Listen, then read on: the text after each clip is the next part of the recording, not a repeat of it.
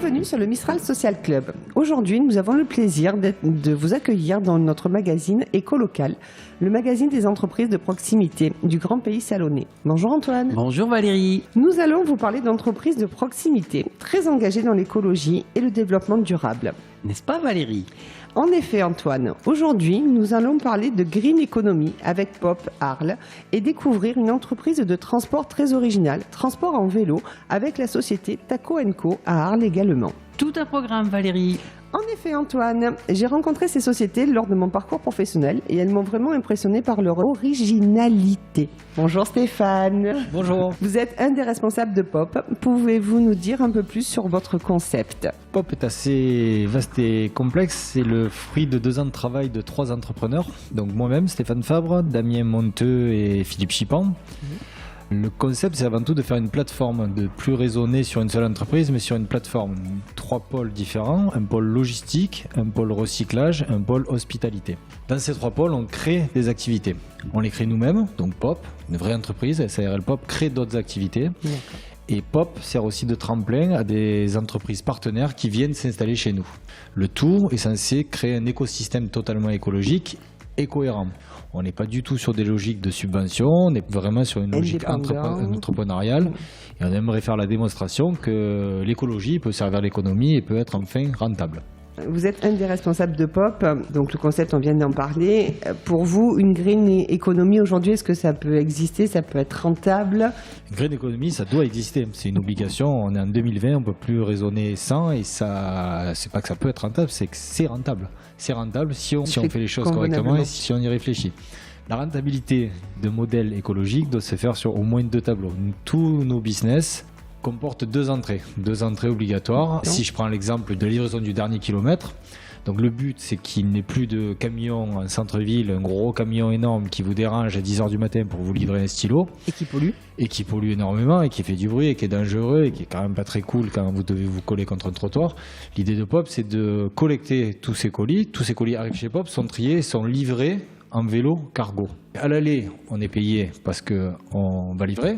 Le modèle économique, il est fait parce qu'au retour, on va quand même ramasser quelque chose. Peut-être des déchets, peut-être autre chose, peut-être de la livraison du premier kilomètre. Et on va compléter le dispositif par de la pub sur les vélos.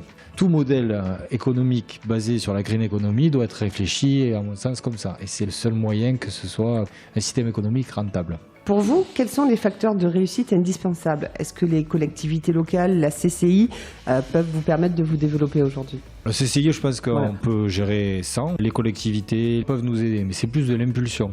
Quand je parle par exemple de la livraison du dernier kilomètre, c'est la ville qui doit imposer de ne plus avoir de camions à partir de 10h du matin. C'est vraiment une obligation. Si la ville ne fait pas ce travail-là d'impulser, la livraison du dernier kilomètre sur de la mobilité douce ne peut pas exister. Concrètement, vous faites quoi? On vous emmène quoi et vous ramenez quoi? Alors, on propose beaucoup de choses. On propose aussi ce qu'on appelle, nous, du stockage de proximité. Par exemple, les vignerons locaux posent des palettes de vin entières ici et nous, on livre à la demande les restaurants. Les commerçants. Il suffit juste qu'ils nous envoient un ordre de livraison cet après-midi, il faut 2 cartons à tel endroit. Après, on a 2 autres axes, on a l'axe recyclage et l'hospitalité. Le recyclage, on a une plateforme de tri qui va être beaucoup plus scénographique, on peut la monter en puissance, on veut faire quelque chose de joli, on veut faire quelque chose d'accessible, on veut faire une plateforme de tri dans laquelle vous pouvez venir avec vos enfants. On a la capacité à l'heure actuelle de collecter du verre, du carton, du marc de café, des huiles et bientôt du plastique. Ça veut dire qu'on va faire à peu près le tour de tous les déchets. Le verre et le carton, ils sont juste revendus. Ça repart dans le circuit classique. Les huiles végétales, on aura la capacité de collecter les huiles usagées ou les huiles de friture. Ce qui devrait être génial, c'est que ces huiles qui vont être filtrées juste ici et retravaillées vont servir à chauffer et à refroidir la Tourluma qui est juste à côté de chez nous. Sur la partie plastique, on investit à l'heure actuelle sur un concept mondial qui s'appelle Precious Plastic. C'est un des rares modèles qui permet de revaloriser le plastique en ce moment. Donc en gros, le plastique arrive, il est trié, mais c'est plus un tri par couleur. Ce plastique est broyé, dissocié, et après, grâce à des moules, on le chauffe, on peut créer des objets.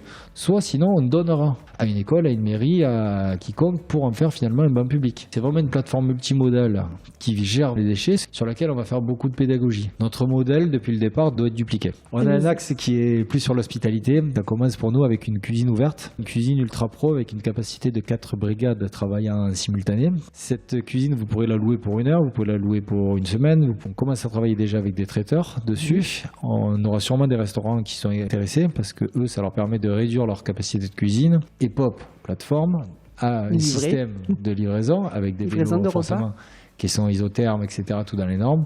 L'hospitalité, pour nous aussi, c'est de la formation, cuisine et le bricolage, le savoir-faire manuel. Merci Stéphane. Je crois que vous hébergez l'entreprise Taco & Co. Qu'en pensez-vous de ces petits jeunes ? Non, c'est une entreprise fabuleuse qui a su grandir au fil du temps, qui a su s'implanter dans le paysage arlésien. On se retrouve avec Damien Monteux, le responsable de Taco & Co. Bonjour Damien. Bonjour. Pourquoi Damien avoir choisi ce mode de transport ? Expliquez-nous l'idée qui a porté votre entreprise. C'est parti d'un constat très simple, qu'il était très difficile de circuler dans le centre ancien d'Arles, parce que c'est une ville romaine, parce que les rues sont étroites, parce que c'est pas du tout adapté à la circulation traditionnelle. Je me suis dit que c'était une bonne idée de proposer un service de transport de personnes et de marchandises à vélo. Aujourd'hui, votre entreprise, elle est dimensionnée et elle propose quoi comme service ? On propose pas mal de services. On a commencé, si vous voulez, il y a 10 ans avec que du transport de personnes et de la publicité derrière le vélo. Quelques années après, on a aménagé des vélos. Il n'y a plus de banquettes derrière, mais c'est des caissons qui permettent de transporter de la marchandise. Donc on a commencé à livrer tout ce qui est fleurs, pain, vin, primeurs, les caisses de légumes, etc. Et on revenait à vide. Il nous est venu l'idée de se lancer dans le tri sélectif. C'est-à-dire qu'on proposait aux restaurateurs de récupérer leurs verres perdus. Aujourd'hui, le modèle économique de l'entreprise, c'est à la fois du service de transport, du service de collecte et du service de location. Si vous prenez chaque service indépendamment les uns des autres, l'équilibre financier est très compliqué à avoir. Ce qui fait qu'on arrive à tenir, c'est justement qu'on s'est développé et qu'on a tous ces services réunis. C'est ça qui fait qu'on a trouvé un équilibre financier et que maintenant on a 6 salariés. Avec votre expérience aujourd'hui, vous êtes dans une expérimentation de ce que pourrait être une partie des transports et des mobilités en zone urbaine. La société a 10 ans depuis 2 jours. Là, on est plus sur des solutions qui ont été prouvées. On arrive à un stade où on peut proposer ces solutions à d'autres territoires qui ont les mêmes problématiques et les mêmes caractéristiques. Combien aujourd'hui ça représente le volume à peu près de vélos de temps passé sur la ville d'Arles ? On est ouvert du lundi au samedi de 8h à 18h saison et juillet-août on est ouvert tous les jours. Et là on a maintenant 7 vélos taxis et 3 vélos de livraison, auxquels s'ajoute une trentaine de vélos de location. Et la prestation, quand on fait un transport, combien ça coûte à peu près ? Tout ce qui est transport de personnes type taxi, c'est entre 5 et 10 euros selon la distance de la course. En fait, on essaie de rester dans une zone où on est plus rapide que les taxis et où on est moins cher. C'est pour ça qu'on est complémentaires en fait. Après, tout ce qui concerne les livraisons, le prix le plus bas, c'est 5 euros et ça peut monter jusqu'à 10, 15. Ça dépend du volume à transporter, le temps qu'on met, etc. Après, on propose des circuits touristiques qui durent entre 30 et 1 heure et qui coûtent entre 30 et 50 euros. Après, location de vélo, c'est 7 euros la demi-journée, 10 euros la journée. On a une grosse base d'habitués qui est principalement des personnes âgées, mobilité réduite, qui sont toutes seules chez elles, qui conduisent pas. Puis il y a beaucoup de personnes aussi qui ont pris l'habitude de nous appeler, par exemple, quand ils vont à la gare, parce qu'ils sont chargés, etc. Merci Damien. Merci beaucoup. Je crois que vous avez trouvé un nouveau bon plan sur Internet, en ligne justement. Oui, tout à fait. Le concept, c'est lu, vendu et relu pour les passionnés de lecture avec des petits revenus. L'application s'appelle Booksup, B2OXUP. C'est une application mobile qui permet d'acheter des livres moins chers auprès de gens passionnés de lecture qui vivent dans votre quartier. C'est géolocalisé. C'est une solution qui est très rentable pour revendre ces livres rapidement. Donc c'est disponible sur quelle que soit la tablette que vous avez ou votre téléphone. Et vous trouvez des milliers de livres mis en vente par les utilisateurs d'un service. Donc géolocalisé, comme je vous disais. Vous trouvez aussi bien des liens vers des versions numériques des livres quand ceux-ci sont disponibles en téléchargement. De même, vous pourrez mettre des alertes sur les livres pour être prévenus quand ceux-ci seront disponibles à la vente sur Booksup. Voilà Antoine. Merci Valérie. Donc Damien, avant de nous quitter, on a pris une petite habitude à Éco-Local, c'est de partager les passions musicales de nos interviewés. Donc un petit coup de cœur pour vous côté musique. Moi j'ai choisi Didier Vampas, que j'adore. Et le titre ? Petite fille. Bon, on va l'écouter tout de suite. Ça va nous permettre de nous détendre un petit peu après tout ce sérieux d'écologie.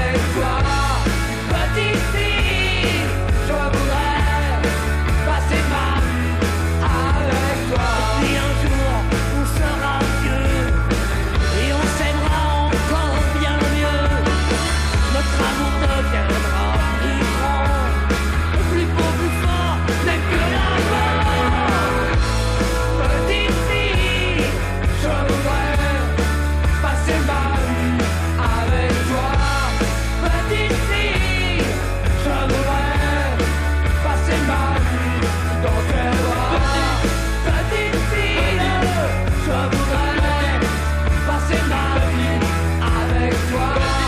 Petite fille, je voudrais passer ma vie avec toi. Avec toi, avec toi, passer ma vie avec toi. Avec toi, avec toi, passer ma vie dans tes bras. Un jour, on sera tout ridé, et je continuerai à t'aimer. Notre amour deviendra plus grand, plus beau, plus fort, même que la mort.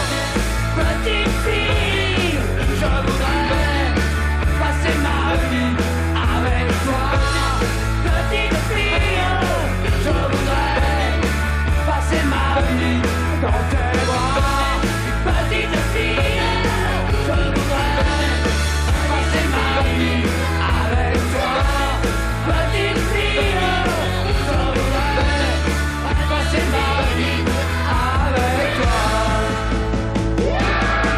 Avec toi. Avec toi.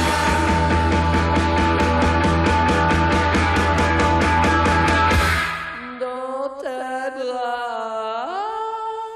C'est tout pour aujourd'hui. On se retrouve le mois prochain pour une nouvelle édition d'Éco Local.